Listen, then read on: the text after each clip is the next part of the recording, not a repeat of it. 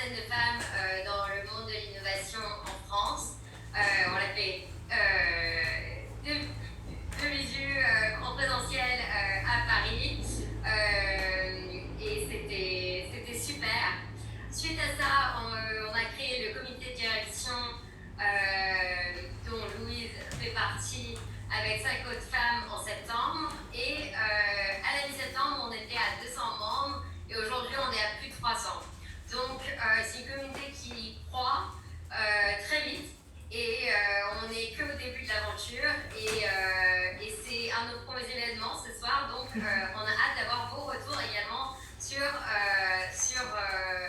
le contenu et qu'est-ce qu'on peut faire pour que ce que Women in Innovation crée, ça vous parle. Donc ce soir, parmi nous, on a des gens qui sont dans le VC, en Open Innovation, en corporate, du conseil en innovation, des artistes, des scientifiques, vraiment un mélange. Et c'est ça l'idée avec Women in Innovation, c'est ce qui réunit ce groupe, c'est la volonté d'une participation active dans l'innovation et c'est la mixité qui permet de créer cette innovation. C'est ce qu'on croit profondément. Et donc là, je vous demanderai donc juste pour les petites règles de la soirée.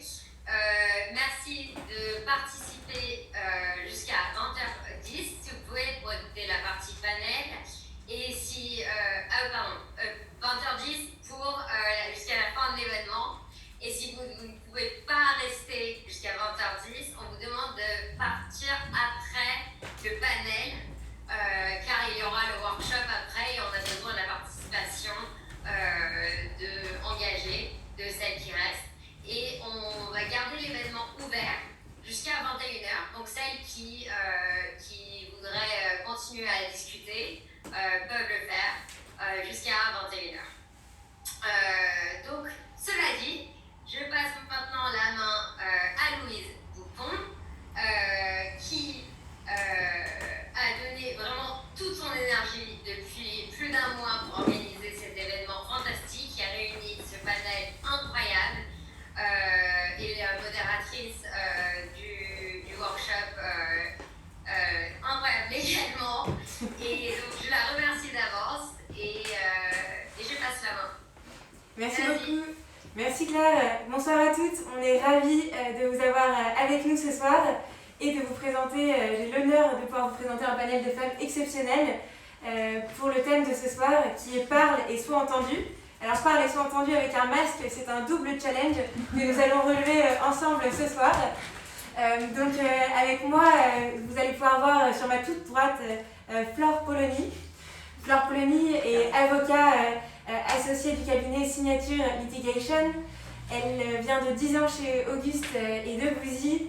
C'est une femme qui est impliquée avec les autres femmes à beaucoup d'égards, que ce soit par sa pratique, par ses activités d'enseignement, mais aussi par la création d'un podcast à destination des jeunes avocats qui s'appelle Vocation. Ensuite, nous avons Tiffany Bouel. Tiffany Bouel est une artiste représentée par MT Art Agency et qui figure devant une de ses toiles et nous aurons l'occasion d'y revenir. Donc Tiffany, en fait, elle explore l'intimité des sujets collectifs trop souvent gardés sous silence, l'impact des réseaux sociaux sur les femmes, les troubles de la mémoire ou les questions de genre. Et nous aurons l'occasion de revenir sur son travail. Et à ma droite, j'ai le plaisir d'être entourée de Carole Elsen-Corbaniz, qui est une coach exécutive certifiée en intelligence émotionnelle et qui collabore avec l'équipe de Daniel Goleman et qui est aussi une experte du flow. On reviendra sur ces différents sujets. Bon, mesdames, bonsoir. Bonsoir. Bonsoir à toutes. Et enchantée, merci de rejoindre ce panel à nos côtés pour ce premier événement en ligne de Women in Innovation. On innove avec le Covid, on aurait aimé que ce soit un événement en physique pour pouvoir vraiment partager ensemble ce moment. Aujourd'hui, nous le partageons de manière digitale. Et si nous le partageons de manière digitale, on aimerait aussi vous engager dans les questions. Aujourd'hui, je modère cette discussion avec ces femmes exceptionnelles, mais l'idée aussi, c'est de vous permettre à toutes de lever la main, de poser des questions pour pouvoir apprendre de ces différentes femmes, de comprendre comment leur personnalité, leur parcours ou leur profession leur permettent d'avoir une parole avec impact. N'hésitez pas à poser des questions dans le Zoom et l'équipe de WIN qui est avec moi ce soir m'accompagnera pour pouvoir les relayer et les poser aux différentes participantes. Et j'ajouterais juste, si celles qui veulent bien mettre leur caméra, de le faire, parce que l'idée c'est qu'on ait une communauté et qu'on se voit toutes, même si on est loin, c'est pour celles qui veulent bien. Vas-y Louise, désolée. Merci Claire, et effectivement c'est très agréable comme ça, on peut voir aussi vos impressions, vos réactions, vos sourires sur les différentes questions que nous allons aborder aujourd'hui. Et en fait avant ma première question pour ce panel de ce soir, je l'adresse à Flore. En fait avant de prendre la parole, quand est-ce que tu te sens à ta place pour prendre la parole? Quand est-ce que tu t'es sentie à ta place pour prendre la parole? C'est une question un peu délicate que tu me poses parce que dans mon métier, j'ai pas le choix. En fait, il faut que je sois à ma place pour prendre la parole. Je suis là pour porter la parole de quelqu'un, généralement d'un client, et être sûr que son message est compris et entendu. Donc, je me mets, si tu veux, un petit peu moi, Flore, en retrait, et je dois porter cette parole-là. Et pour être sûr de la porter, j'ai plusieurs trucs, enfin, tu vois, forcément. Déjà, il faut se poser dans un espace. Donc la façon à laquelle je parle ici n'est pas nécessairement la même façon, surtout maintenant que j'ai un masque, et donc je dois articuler, et pas la même façon que je parlerai devant une foule dans laquelle peut-être j'aurais besoin d'ancrage pour mon regard. Aussi, il y a la posture. Alors là, je suis assise sur un canapé, tu vois, pour parler loin et fort, ce ne serait pas idéal.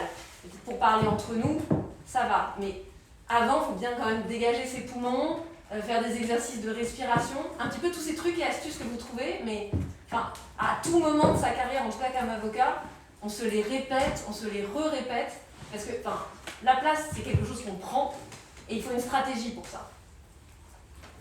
Et c'est très intéressant, et justement, en fait, c'est une très bonne transition avec ma seconde question qui est comment votre métier vous amène à prendre une parole avec impact. Peut-être que tu veux continuer sur ce point-là brièvement avant de passer la parole à Tiffany et à Carole. Pour moi, prendre une parole avec impact, ça va être lié à la cause que je défends. J'ai envie d'impacter, encore une fois, le message, l'histoire que je cherche à raconter. Donc, j'ai pas beaucoup plaidé au pénal dans ma vie parce que moi je fais vraiment du droit commercial, donc je représente des entreprises, ça a moins d'importance. Mais la seule fois de ma vie où j'ai plaidé au pénal et que j'ai vraiment dû me dire il faut que cette personne n'aille pas en prison, je peux vous dire qu'on pèse chaque mot et on réfléchit à la façon de laquelle en fait on va pouvoir, grâce au silence, grâce vraiment à tous les éléments aussi de l'histoire du client, qu'est-ce qui va sensibiliser quelqu'un, qu'est-ce qui va lui permettre de nous comprendre, donc se concentrer sur le message, mais aussi trouver la forme adéquate pour vraiment bien être entendu. Et sur la puissance du message, ça me donne une transition avec le travail de Tiffany qui utilise l'art abstrait pour passer des messages parfois très concrets. Tout à fait, c'est un peu un moyen pour moi d'attirer un panel de personnes très différentes les uns des autres sur un sujet sur lequel ils ne se pencheraient pas spécialement. Et l'art abstrait permet d'avoir une première approche purement esthétique qui ensuite, une fois qu'on se penche dessus, pour les curieux principalement, mènera autour d'un sujet spécifique et notamment le sujet des femmes dans mon travail. Et notamment un point que ça m'évoque, c'est si tu veux bien nous raconter aussi l'Inde, comment ça t'a permis de donner une parole à impact à d'autres femmes, d'utiliser l'art abstrait dans ton travail, dans tes rencontres avec les femmes. Le voyage en Inde, c'était assez particulier. D'abord, il faut savoir que le projet sur les femmes avait commencé il y a un petit moment, déjà en 2014. À ce moment-là, il n'y avait pas le mouvement MeToo. Donc je pense que la parole des femmes n'était pas autant écoutée qu'aujourd'hui. Il y a vraiment eu un changement par rapport à cette situation. Je pense aussi qu'on a appris ces dernières années à mettre des mots sur certaines choses dont on ne connaissait pas, on ne savait pas encore exactement comment s'exprimer là-dessus. Et c'est vrai que le voyage en Inde, pour moi, ça a été un peu une transition entre Paris et un autre pays, une autre culture. C'était aussi pour moi un moyen de découvrir peut-être je ne saurais pas comment le résumer, c'est tellement une longue histoire, mais l'Inde était pour moi l'opposé de notre culture. Et du coup, ça me permettait de poser les mêmes questions et de voir un peu comment des femmes d'un autre pays réagiraient à ces questions. Et la surprise fut grande puisque ça n'avait rien à voir. En fait, en fonction des pays que l'on visite, l'impact, comme tu disais, des réseaux sociaux est très différent sur les unes les autres. Et puis aussi, il y a des choses dont on ne parle pas dans certaines cultures. Donc voilà, mon travail permet plastiquement finalement de traduire toute cette expérience, mais elle reste encore une fois très minimaliste, très colorée, très esthétique. Si on ne le sait pas, on ne peut pas le deviner. Et c'est passionnant. Et toi, Carole, toi tu permets aux femmes d'avoir une parole avec impact par ta profession de coach. Est-ce que tu veux nous en dire un peu plus justement sur comment ton métier t'amène toi à avoir une parole à impact et amène d'autres femmes à avoir une parole à impact? Oui, alors moi j'ai appris à avoir une parole avec impact en apprenant à m'ancrer. Déjà, dans un premier temps, je m'ancre, je suis bien alignée et ça me permet aussi d'aller chercher les émotions de la personne qui est en face de moi.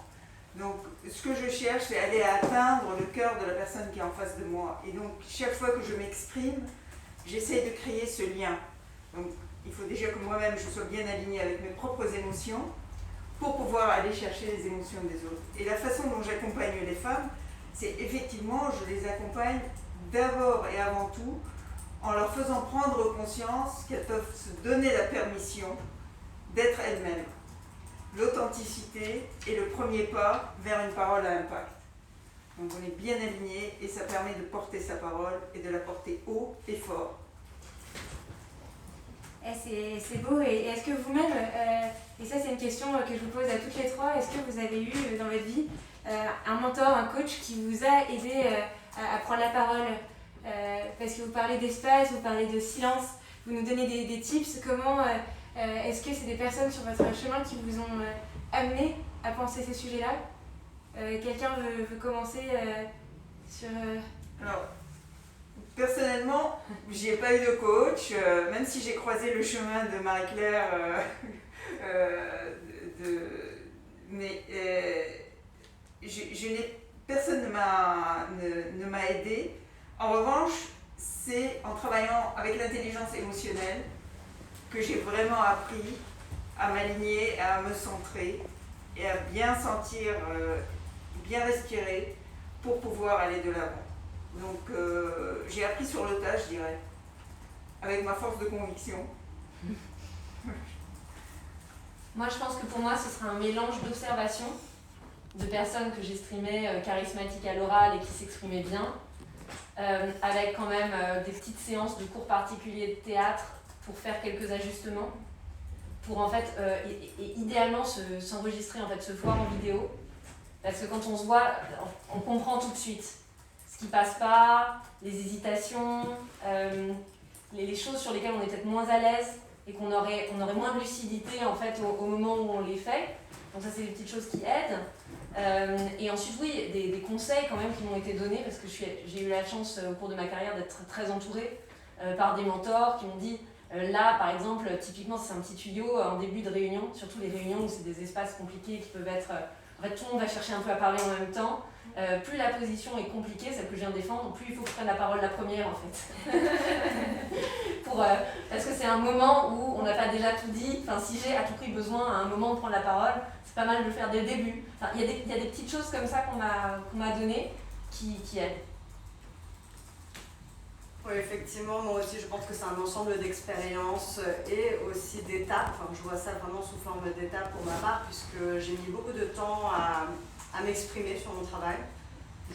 C'était certainement par pudeur au début, par peur d'ennuyer l'autre aussi, puisque je sais que dans le milieu de l'art, voilà, la notion de beauté est très variable et je je ne sais pas, je ne parvenais pas à me dire que cela pouvait intéresser tout le monde. Et ça devenait d'autant plus complexe quand il s'agissait de parler d'intimité, surtout quand ce n'est pas la mienne.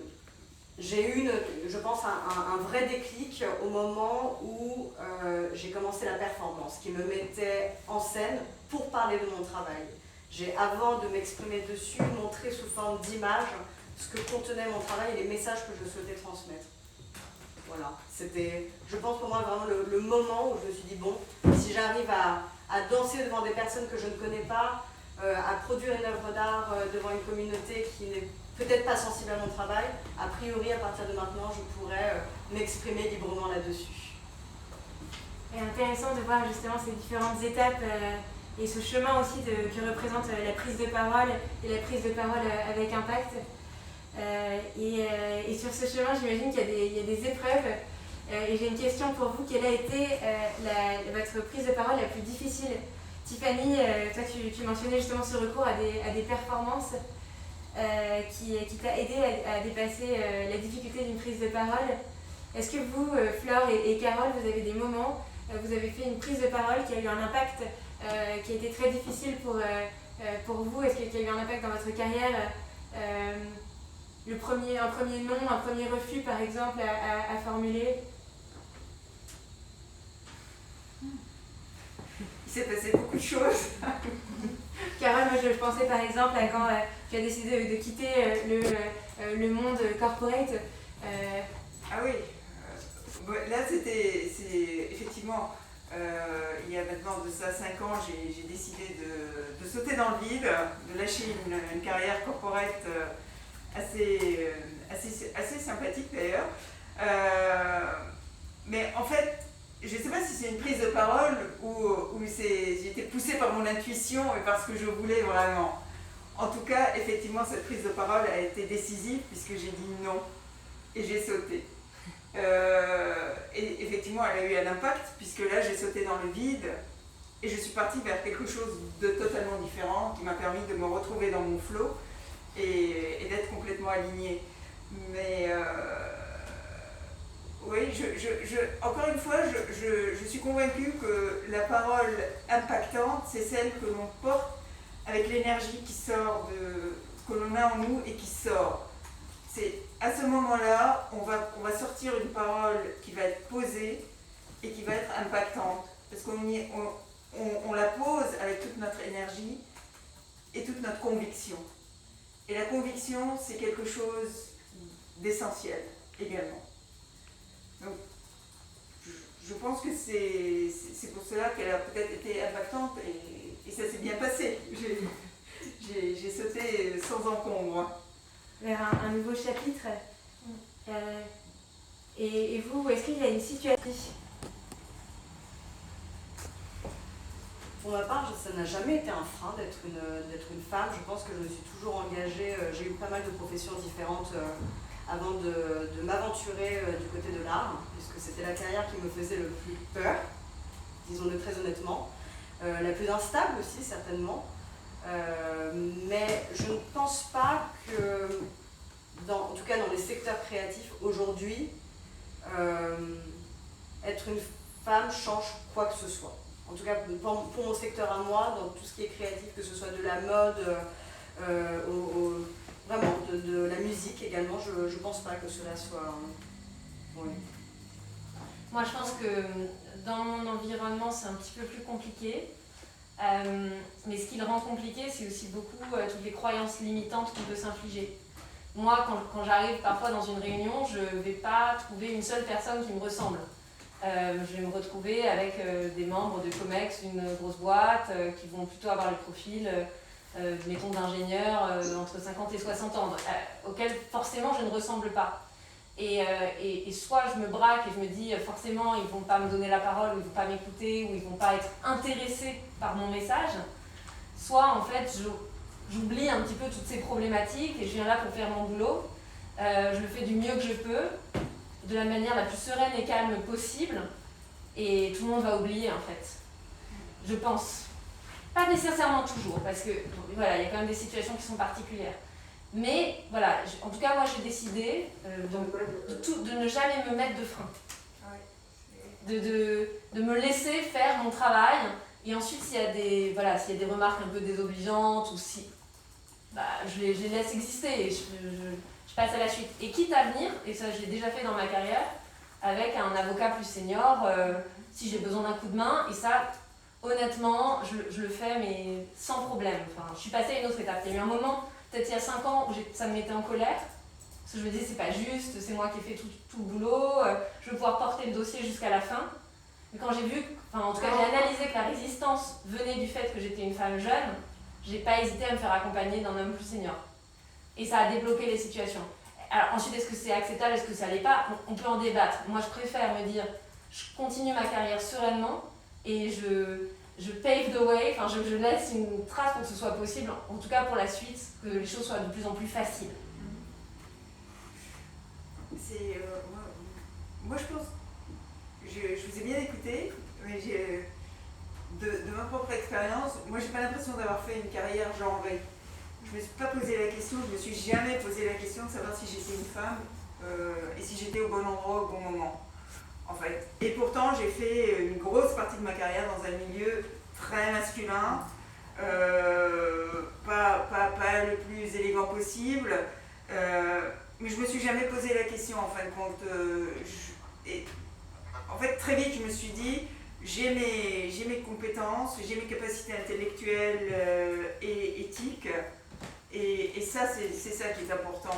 Après, je suis plus jeune, on me prend pour la secrétaire, etc. C'est son problème, c'est pas le mien.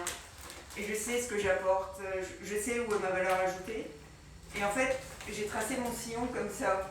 Alors, peut-être que j'étais un peu candide, j'en sais rien, mais en tout cas, voilà, je me suis pas posé de questions, j'ai continué d'avancer.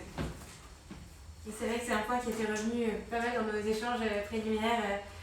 C'était cette phrase, est-ce que c'est vous qui changez ou est-ce que vous laissez l'environnement vous changer, et qui est une phrase que sur laquelle je vous invite à réfléchir, que je trouvais intéressante. Et toutes les trois, en fait, vous avez des moyens, vous utilisez en fait différents moyens pour aider les femmes à prendre la parole. Flore, lors de notre rencontre, un des points qui m'a intéressée, surtout dans une profession dans laquelle c'est plus rare, tu as lancé un podcast, Vocation. Oui, mais ça c'était parce que je voulais prendre la parole sur un sujet sur lequel je ne l'avais pas. Je voulais aider en fait les jeunes collaborateurs à prendre leur marque plus vite dans la profession. Et j'étais arrivée à un moment de ma carrière où je voulais plus de responsabilités managériales que j'avais pas nécessairement. Et je me disais c'est un petit peu dommage parce que je voulais contribuer à changer les choses plus vite. Et du coup je me suis dit il y a des chemins de côté, il y a des chemins de traverse. Le podcast c'est un outil magnifique pour ça je trouve et je trouve ça intéressant de voir d'ailleurs que c'est un outil, en fait je sais pas si c'est mon prisme qui le déforme mais j'ai l'impression que c'est un outil très féminin. Parce qu'on voit quand même beaucoup de podcasts créés par des femmes, pour des femmes, avec des femmes, et sur tous les thèmes. Hein. Ça va des jeunes entrepreneurs à la naturopathie, ça passe par tout ce qui pourrait nous intéresser. Et je me dis c'est fou parce que c'est un espace de liberté totale, où en fait on dit ce qu'on veut, et peut-être qu'il y a des gens qui vont pas aimer, peut-être qu'il y a des gens qui vont adorer, mais en tout cas c'est un espace qu'on peut s'approprier, et en 2-3 mois de boulot, on a quand même on a un produit où on a ces idées, qui appartiennent à la terre entière s'ils veulent. Et toi, Tiffany? Oui. On a une question. Si je peux la transmettre. Vas-y, je veux bien, Claire. Donc c'est Eugénie qui nous dit dans certains milieux transmettre des messages difficiles. Restructuring, charge de travail augmentée, le management des conflits, etc. fait partie des tâches quotidiennes. Quelles sont les méthodes pour initier des sujets difficiles et passer le message, ou peut-être des exemples vécus? Qui veut prendre la parole sur cette question? Elle est super large la question, parce qu'en fait, sans exemple précis, on va avoir du mal, je pense, à vous donner des outils. Je ne vais pas préjuger de ce que pourraient dire mes copanélistes, mais les sujets délicats, ils méritent chacun une stratégie spécifique. Est-ce que vous avez besoin d'une influence globale de ceux que vous souhaitez convaincre? Donc ça veut dire avoir des discussions avec une personne à la fois avant d'avoir une discussion de groupe. Est-ce que c'est un sujet grave et qu'il faut soulever tout de suite parce que ça nécessite une alerte? Je ne sais pas ce que ça vous évoque. Mais c'est intéressant, je trouve, la manière, Flore, dont tu décortiques aussi cette question pour montrer qu'il n'y a pas une seule prise de parole. Là, c'est aussi une prise de parole spécifique parce que c'est de la gestion de conflit pour moi. Et donc, j'imagine que déjà, par ta réponse, peut-être que tu donnes des clés de lecture ou est-ce que, Eugénie, tu veux peut-être ouvrir ton micro et continuer cette question ou la détailler ?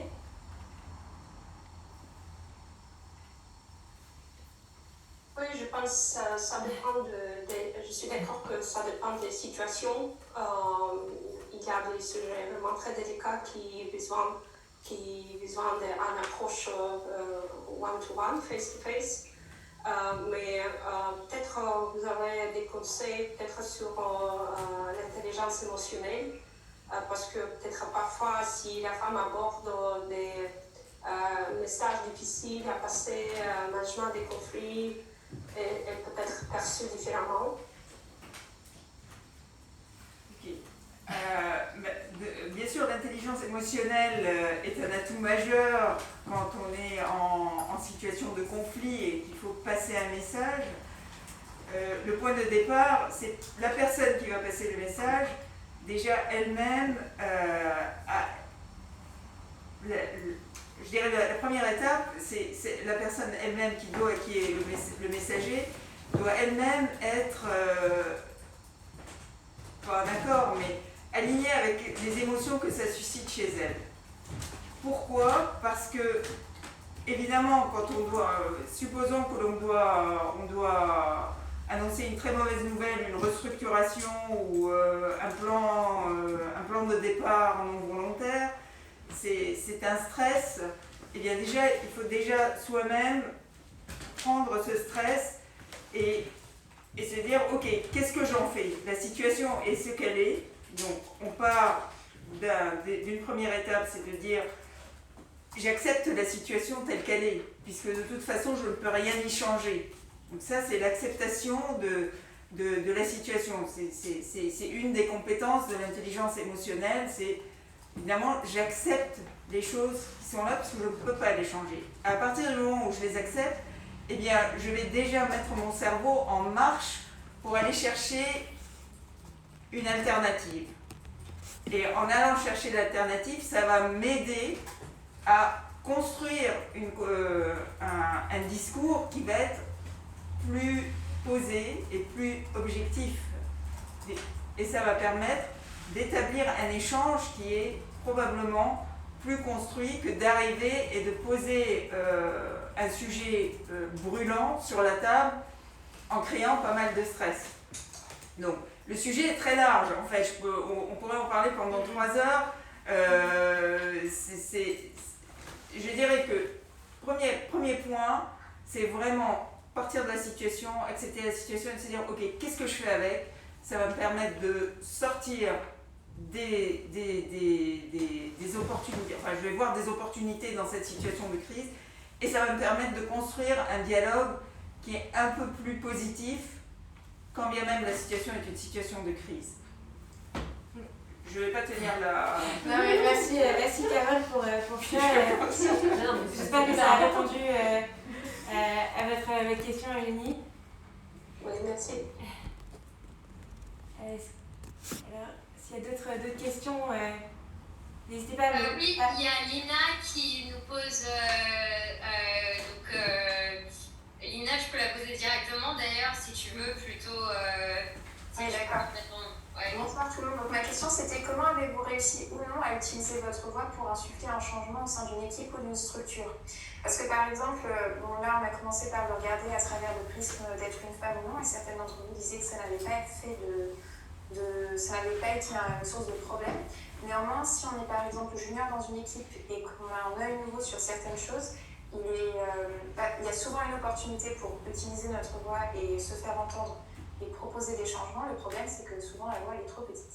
Et donc, il me semble que quelqu'un a mentionné avoir utilisé ou avoir eu recours à l'intervention de quelqu'un de plus senior. Donc, je crois que c'était dans le cas d'un avocat.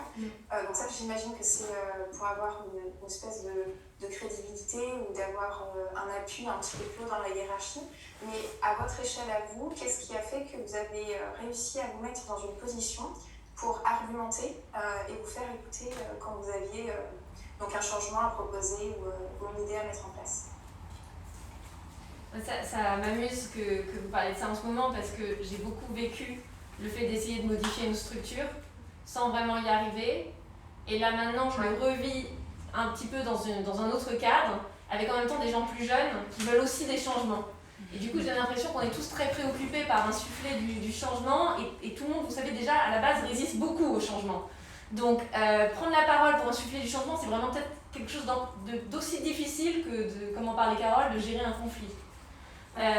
Pour insuffler du changement, il y a plusieurs niveaux en fait. Il faut pas trop dramatiser l'aspect c'est parce que je suis junior, c'est parce que je suis une femme.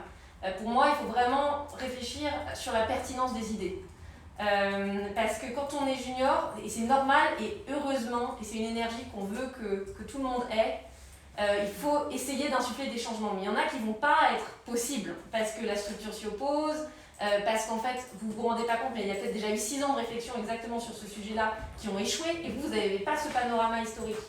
Donc, moi, ce que je recommanderais à n'importe qui veut insuffler du changement alors qu'il est très junior, c'est d'abord de bien tester son idée en fait, d'aller auprès de personnes de confiance pour essayer de bien comprendre le changement que vous voulez proposer, dans quoi est-ce qu'il s'inscrit, est-ce qu'il y a déjà des projets qui ont été entamés dans ce sens, quels pourraient être les obstacles, est-ce que c'est des obstacles de coût, est-ce que c'est des obstacles de culture d'entreprise, et comme ça vous pourrez mesurer en fait ce que vous cherchez à affronter. Et quand vous aurez bien mesuré ce que vous avez devant vous, là vous pourrez définir la stratégie la plus adaptée. Mais je pense pas qu'il faut y réfléchir par l'angle de en fait je suis junior, je suis pas nécessairement entendu. C'est plus une question de ce que vous allez présenter. D'état d'esprit et Tiffany aussi, par exemple, je pense que le moment où Tiffany a décidé d'entrer sur le marché de l'art, la proactivité c'est peut-être quelque chose que tu veux illustrer ici. La proactivité. La proactivité d'aller pouvoir exposer, d'aller chercher des ressources autour pour pouvoir, quand on est junior, en fait, plutôt que de penser, d'intérioriser des comportements, plutôt d'aller chercher des ressources, des lieux pour exposer, des personnes, des réseaux sociaux, notamment. Oui, après, je ne pense pas être un exemple parfait par rapport à cette situation, dans le sens où je suis partie d'une page blanche et il a fallu comprendre déjà comment fonctionnait tout ce milieu. Il a fallu comprendre aussi, parce que la création c'est une partie de mon travail, mais l'autre c'est de la vendre. En étant seule, il a vraiment fallu me former là-dessus. Je vais être très honnête avec vous, j'ai suivi des cours de la Harvard en ligne en marketing. Voilà. Il y avait une semaine où c'était gratuit, j'ai fait c'est parti. Non mais c'est vrai, c'est quelque chose que on nous apprend pas dans les écoles d'art. Nous vendre ne fait pas partie du programme. C'est comme le statut d'auto-entrepreneur, la gestion de ses comptes, voilà, tout ce côté un peu pénible n'est pas du tout enseigné dans les écoles d'art. Et c'est vrai que oui, j'ai fait comme tout le monde, j'ai suivi des cours, plus ou moins intensivement. En l'occurrence, c'était un stage express, on m'a appelé ça comme ça. Et ça m'a permis d'avoir les premières bases qui me permettaient de comprendre le socle de ce milieu, le socle en lui-même, et puis ensuite ce qu'on bâtit avec ça, on voit. Je pense que je suis encore en pleine découverte par rapport à mon niveau de carrière. Je pense qu'on n'est pas du tout au même stade dans nos vies. J'ai commencé à montrer mon travail il y a 3 ans, j'en vis depuis 2, et il y a eu une année où j'étais en train de me tirailler dans tous les sens pour essayer de comprendre dans quels axes je devais foncer, parce que j'ai foncé dans des axes qui n'étaient pas les bons non plus, évidemment. C'est ça la prise de risque quand on s'embarque dans un secteur que l'on ne connaît pas, c'est d'aller dans des directions où on est convaincu que c'est la bonne direction et en fait on se prend un énorme mur, et ça aussi c'est une sacrée expérience, c'est-à-dire de savoir se prendre le fameux mur et de prendre une autre route en se disant ça va aller. Donc voilà, je pense que ça a été une année d'expérience un peu laborieuse. Voilà, c'est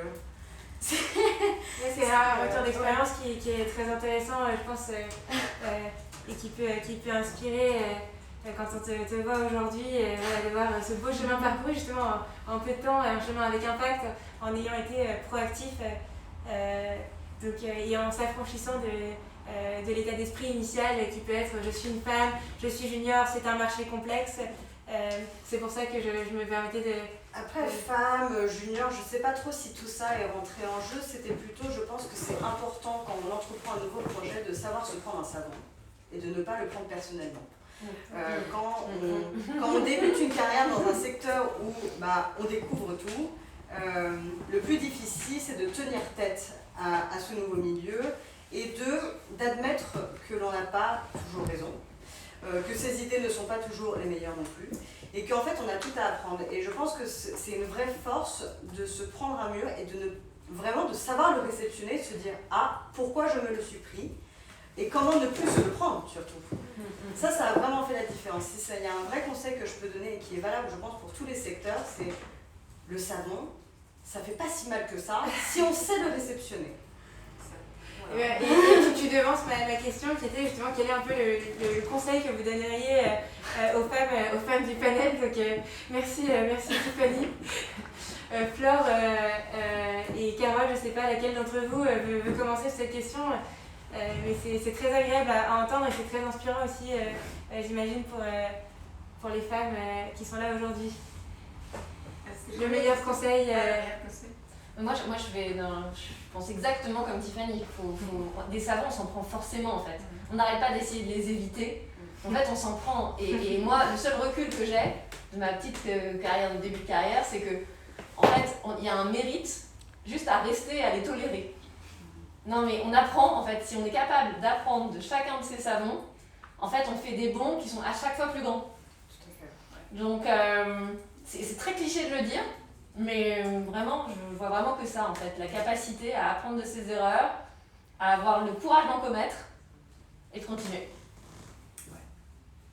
Moi, je ne peux pas contredire mes copanélistes. Je dirais qu'il faut avoir la force de sa conviction et rester porté par sa conviction. On tombe, on se relève. C'est pas un drame. Et ça n'est pas personnel. Rien n'est personnel. Et on y va. Et franchement, c'est ce qui nous fait avancer. Et tant qu'on a la capacité de rêver, eh bien, on réussit. Alors, on réussit, on peut tomber 15 fois, c'est pas grave. Continuez à rêver et rêvez grand, surtout. Croyez en vos rêves. C'est vraiment la base du truc. C'est puissant et c'est une belle note dans ces temps challenging. Je ne sais pas si les participantes ont d'autres commentaires ou des questions. N'hésitez pas à ouvrir vos micros. Oui, mon micro est libéré. Je passe la parole à Clémence qui a quelques questions. Je lui laisserai voir si elle veut toutes les poser ou s'il y en a quelques-unes qu'elle veut poser particulièrement. Non, je vais en poser qu'une pour le moment, mais c'est un petit peu pour rebondir sur la question de Lina, mais sur un aspect de la prise de parole beaucoup plus tangible qui est celui de la voix elle-même. À savoir, est-ce qu'il vous est arrivé au cours de votre carrière, au cours de votre prise de parole, de vos prises de parole, d'avoir des enjeux qui concernaient votre outil voix et en particulier son volume, le côté aigu ou grave et la capacité à... Donc il y a la force du message et l'alignement que vous avez évoqué avec Lina. Et ensuite, il y a quand même le véhicule finalement pour faire passer ce message et je voulais savoir si c'était un sujet que vous avez eu à travailler. Alors moi, je peux dire que j'ai clairement eu à le travailler parce que j'ai dû prendre parole un jour au tribunal de commerce dans un brouhaha total face à un ténor du barreau qui avait une voix grave et très facilement audible. Et ça a suscité chez moi beaucoup de panique parce que je me suis dit en fait personne ne va m'entendre dans ce brouhaha. Et c'est pour ça qu'ensuite j'ai été voir un coach en technique vocale. Parce que je me suis dit, en fait, je peux pas me permettre que ça m'arrive. Donc, il faut trouver la capacité d'ancrage dont parlait Carole, un peu dans n'importe quelle situation, et avoir un mécanisme du coup automatique pour redéployer son volume total. Mais ce volume, du coup, ça signifie nécessairement de le travailler. Et d'avoir du coffre. Et ça dépend des situations, honnêtement. Mais oui, prendre la parole dans du brouhaha ou quand les gens ne portent pas attention, il faut avoir des petites techniques pour les attirer. Alors dans le brouhaha, moi j'ai une technique, c'est je ne dis plus rien. Et en général, ça génère le silence. Alors, pas dans un tribunal, évidemment. On est d'accord. Je parle d'une salle. Je ne parle pas d'un tribunal. Ouais, ça m'est arrivé d'utiliser ça, effectivement. Et c'est vrai que une fois, on m'a... alors, je n'avais pas été voir un coach spécifiquement, mais c'est une personne très bienveillante. Il m'a dit, Carole, il faut que tu tapes sur tes consonnes quand tu parles. Donc, ça m'est resté. Et j'avoue que ça aide énormément à faire porter... Mais bon, si on a le temps, qui est plus un peu, toujours sur cet aspect un peu concret, est-ce que vous avez un peu une checklist informelle, sans doute, peut-être même inconsciente aujourd'hui, de quand vous avez une prise de parole importante, une semaine avant, un jour avant, une heure avant, une minute avant, est-ce qu'il y a des choses que vous faites systématiquement, et peut-être aussi une heure après, comment vous la débriefez? Alors, moi je visualise. J'utilise la technique de la visualisation, qui est une technique qu'on utilise énormément par la pensée positive. Et je visualise et je me visualise. Donc je me mets là, je suis bien ancrée, je me visualise là. Et je vois et je visualise que je suis en train de livrer mon message. Et ce que je visualise est positif. C'est-à-dire, je vais casser la baraque, ça va être d'enfer. Et je visualise étape par étape. En fait, c'est une technique que les sportifs de haut niveau utilisent avant d'aller en compétition. Ils visualisent tous leurs mouvements. Et cette technique me permet effectivement, le jour J, de rentrer, pas sur scène, mais de rentrer là où je dois intervenir, et je suis déjà ancrée. Et cet exercice de visualisation est vraiment très puissant. En tout cas, pour moi, hyper puissant. Moi, je trouve que c'est intéressant ce que vous dites sur un peu le rétro-planning de la préparation. Pour moi, une semaine avant, on travaille vraiment sur le contenu de ce qu'on va dire. Parce que c'est ça qui va nous donner confiance en nous, en fait, c'est d'être bien préparé. Que le fond de ce qu'on dit soit nickel. Ensuite, dans les dernières 24 heures, je suis comme Carole. Enfin, j'ai des techniques qui vont être... Alors moi, c'est toujours plutôt un problème de cage thoracique que j'ai besoin d'étendre pour me redonner du pouvoir. Et ensuite, c'est de la visualisation et vraiment de n'être habité que par des pensées positives, de je vais casser la baraque, ça va bien se passer, et ça me fait gagner du temps, exactement comme Carole le dit. Je suis déjà ancrée au moment où je commence, parce que je suis dans le bon état d'esprit. Et je vérifie toujours d'avoir le tout début de ce que je vais dire très très très bien préparé, voire connu par cœur, parce que je sais que mon interstice, en fait, il est dans ma première minute et demie. C'est la première minute et demie où c'est le plus difficile. Et ensuite, j'ai envie de vous dire, moi je peux plaider pendant 1-2 heures, ensuite ça se passe, ça se déroule. Mais c'est vraiment comment je mets la machine en route et quel temps je peux gagner sans écouter toutes les petites voix qui pourraient venir polluer un petit peu les choses dans ma tête.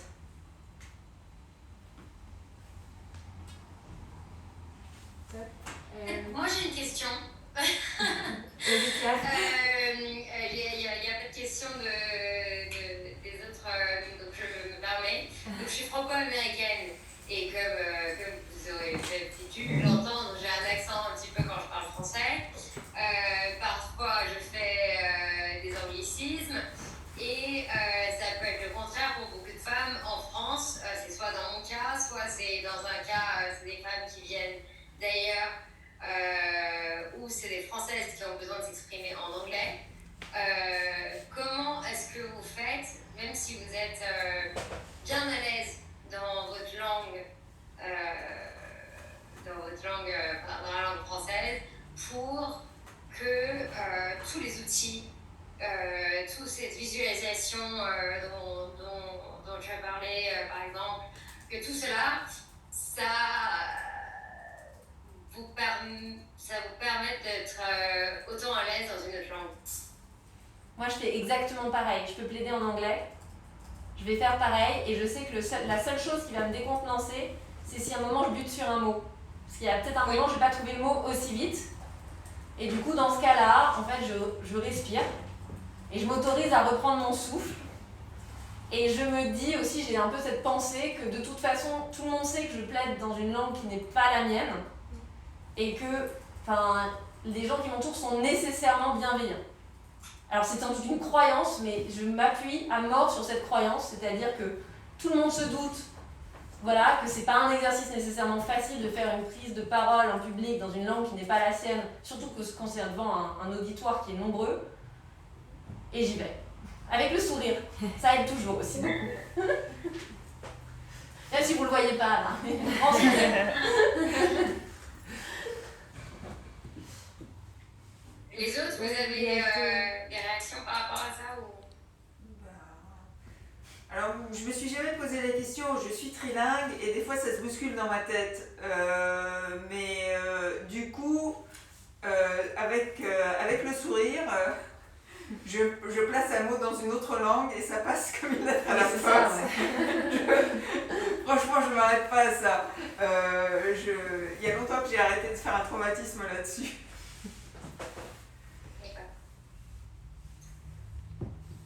Est-ce qu'il y a d'autres On questions? n'a pas de questions pour l'instant, donc si tu as d'autres questions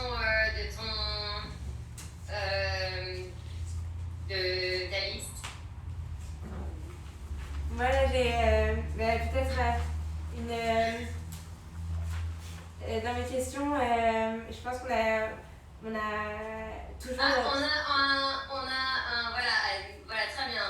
Célia, j'adore. Comment gérez-vous le mentorrupting et le mansplaining? Chose que je déteste. Est-ce que vous connaissez les termes déjà? Est-ce qu'on peut avoir... Le mentorrupting, c'est quand un homme vous interrompt, et le mansplaining, c'est quand un homme prend la parole pour vous expliquer quelque chose que vous savez déjà ou qui est un peu évident. Voilà. Alors, le mentorrupting, moi je le laisse se passer une première fois. La deuxième, je pense que c'était mon tour de parler. Ou alors je fais une petite blague où je dis est-ce que je peux finir ce que j'étais en train de dire? Généralement calmement et avec le sourire. Et le mansplaining, alors ça c'est quelque chose, personnellement j'ai un peu arrêté de lutter parce qu'en fait c'est perçu, je trouve en tout cas, comme agressif d'interrompre l'autre pendant qu'il explique quelque chose. Donc je me dis juste ça va prendre plus de temps, mais il faut forcément laisser à la personne avec qui j'échange la possibilité de me dire tout ce qu'il a à dire et je compléterai si besoin. Et c'est pas grave. Oui, moi j'admets que j'ai tendance à rire, mais de manière assez modérée, tout le long. C'est la seule technique que j'ai trouvée pour ne pas le prendre personnellement ni me fâcher. Je le prends avec humour aujourd'hui. Je n'ai pas envie de me fâcher pour des choses comme ça. Je n'ai pas envie d'y prêter attention, en toute honnêteté. Et je préfère prendre ça avec certain humour et avoir un bon sourire et sourire tout le long. Et de peut-être faire comprendre qu'il vient de perdre mon attention aussi, certainement. Intéressant. Et toi, Carole Moi, je laisse la personne parler. Je respire un bon coup quand même, parce que ça peut m'exaspérer. Mais bon, en respirant, je me réaligne. Et je laisse la personne parler jusqu'au bout. Et effectivement, une fois qu'elle a fini, je dis merci. Vous êtes exprimé, donc je vais m'exprimer maintenant et je rembraye. En fait, par moment, ça peut être un peu... la personne peut percevoir effectivement que je lui passe un message, c'était absolument inutile. Mais bon, en même temps, je ne veux pas m'y attarder, ça ne m'intéresse pas. Donc si ça lui plaît de parler 5 minutes, voilà, c'est pas grave. D'accord. On a quelques questions qui viennent de venir. Donc de Sydney. Tu peux enlever ton micro, tu peux mettre ton micro et poser la question directement si tu veux. Oui, bonjour. Alors du coup, moi je suis entrepreneur et j'aimerais savoir comment se présenter de manière efficace quand on se présente et quand on présente aussi nos expériences. Voilà, c'est quelque chose où des fois on a l'impression qu'il faut dérouler son CV et c'est vrai que parfois on peut être un peu perdu au niveau de quelles informations dire en priorité, quoi dire pour que ce soit impactant. Donc voilà, j'aurais aimé avoir votre avis. Très bien. Qui souhaite répondre à cette question? Moi, ce que je peux vous recommander, c'est de vous adapter à votre interlocuteur. Je sais que ça ne va pas vous aider beaucoup, ce que je vous dis. Mais par exemple, si vous voulez faire une levée de fonds, il faut que vous ayez l'air voilà, bien sur vos pieds. Vous donnez un CV mais très bref, c'est-à-dire comment vous vous appelez, d'où vous venez, votre expérience, et ensuite les raisons qui font que votre projet va être un succès. Et ça va être ça le focus. Si vous voulez être embauché par quelqu'un, il faut vous présenter de sorte à ce que les qualités dont la personne a besoin soient mises en avant. Et du coup, il n'y a pas de one size fits all. Il faut vraiment que vous vous adaptiez pour pouvoir donner un peu le meilleur de vous-même pour le job, ou pour l'entretien, ou pour la levée. Peut-être que je rajouterais également, avant d'être en face de votre interlocuteur ou interlocutrice, posez bien clairement votre intention. Oui. Qu'est-ce que vous voulez exactement de cet entretien? Quelle est votre intention? L'intention va vous donner effectivement les pistes qu'il va falloir suivre dans votre échange avec la personne. Donc, posez votre intention et c'est ça qui va vous aider à démarrer votre échange avec la personne et que ce soit profitable pour servir votre intention en fait. Une dernière question de Perrine et ensuite je pense qu'il faut clôturer c'est la partie panel. C'est une question, oui, je continue. En fait, parfois, au sein d'une réunion ou d'un débat, j'ai le souvenir d'avoir été dans cette situation une fois, notamment récemment. En fait, comment trouver le bon moment pour intervenir? Rebondir, parce que parfois ça peut être assez rapide, etc. Et comment arriver à se glisser entre deux personnes, par exemple, ou trouver le moment pour parler. Je sais pas si vous voyez ce que je veux dire.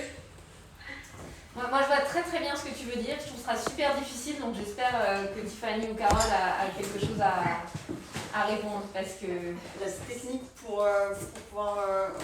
C'est pas forcément de couper la parole à quelqu'un, mais en fait c'est de trouver le moment où on va pouvoir avoir son espace et pour dire ce qu'on a à dire, alors qu'il y a plein de gens qui vont monopoliser la parole, etc. Et trouver le moment où on s'engage pour le faire, je sais pas si c'est clair.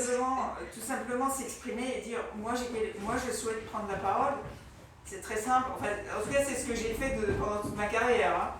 Il y a un moment, si on ne peut pas me donner la parole, je vais me poser et je vais poser le fait que je souhaite prendre la parole.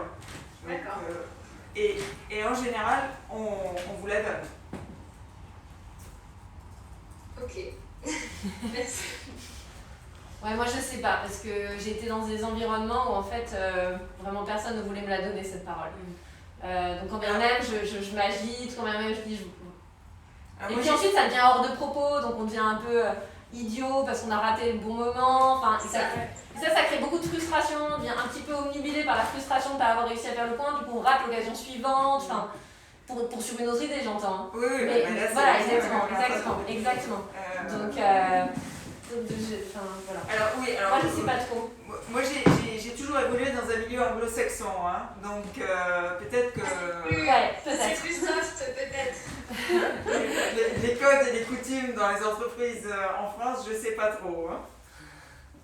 Parce qu'il y a plusieurs cas de figure. Il y a la prise de parole quand on nous donne la parole et que par exemple on est devant un auditoire, etc. Donc là c'est simple, c'est plus simple parce qu'on peut s'être préparé. On peut, mais le cas de figure où on est par exemple, je sais pas, dans un débat ou avec d'autres personnes, là il y a beaucoup de choses qui se passent en même temps en dehors de nous et c'est pas forcément évident. Moi je trouve ça difficile personnellement.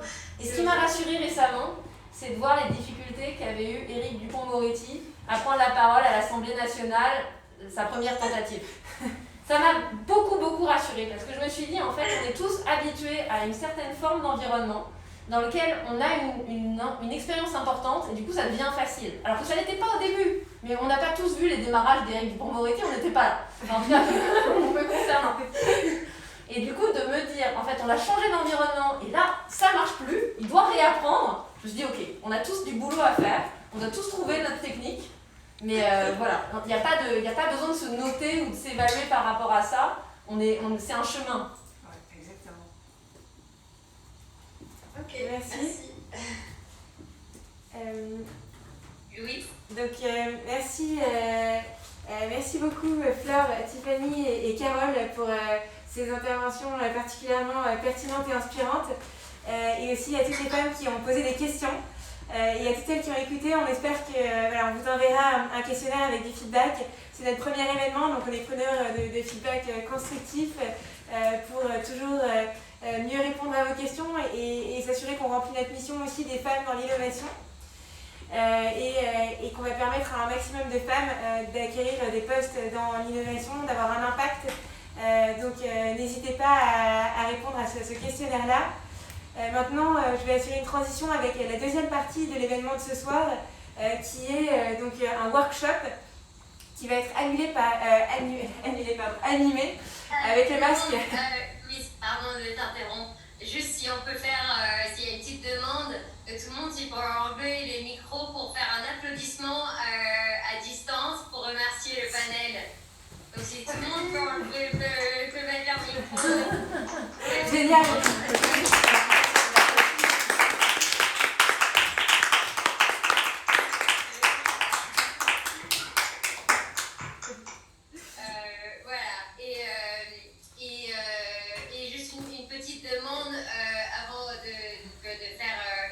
Passer au panel d'expliquer très rapidement ce en quoi va consister, le workshop, ce en quoi consiste le workshop pour celles qui ne le savent pas peut-être. Oui, alors effectivement, donc, le workshop, c'est vraiment l'idée de vous permettre dans cet événement d'avoir à la fois assisté à un panel avec un retour d'expérience de 3 femmes qui par leur métier et leur personnalité ont pu avoir un impact. La deuxième partie du workshop, c'est vraiment pour vous permettre d'avoir des tips que vous allez pouvoir activer ensemble dans des safe spaces. Women Innovation, c'est une communauté, c'est un réseau. Et là, en fait, on va vous envoyer dans des rooms.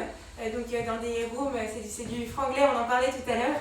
En gros, on va vous envoyer dans des réunions en ligne où vous allez pouvoir pratiquer les conseils qui vont vous être donnés par Marielle, que je vais introduire maintenant.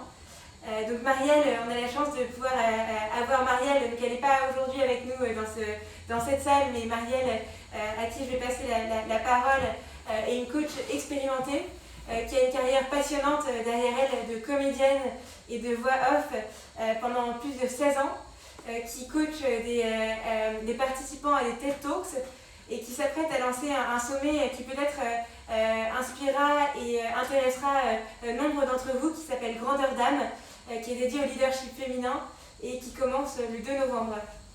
Alors Marielle, je te laisse maintenant la parole pour nous donner des tips dans ce workshop que tu vas commencer. Oui, absolument. Déjà, bonsoir à toutes. Merci beaucoup, Louise et toute l'équipe de WIN France de m'accueillir pour cet atelier. Donc, on a eu déjà beaucoup de contenu de valeur en fait, avec les 3 personnes qui constituaient le panel, que ce soit Flore, Tiffany ou Carole, que j'ai eu déjà la chance de rencontrer.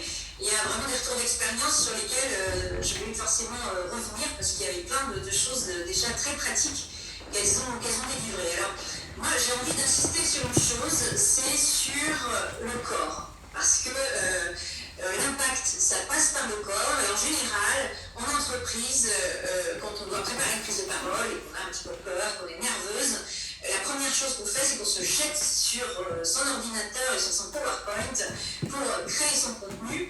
Et en général, on passe beaucoup de temps à peaufiner son support visuel et on oublie que notre parole ne va pas avoir d'impact si ce message qu'on a à faire passer, cette présentation de projet, ce pitch, que sais-je, cette levée de fonds, etc., si ce n'est pas incarné. Donc, je vais beaucoup vous parler du corps, forcément, et puis on va voir ensemble quels sont les éléments qui permettent d'avoir cette assise, cette présence, ce charisme quand on prend la parole en public. Alors, déjà, pour vous donner un exemple que vous avez peut-être déjà vu chez les speakers, une personne qui ne se tient pas très bien,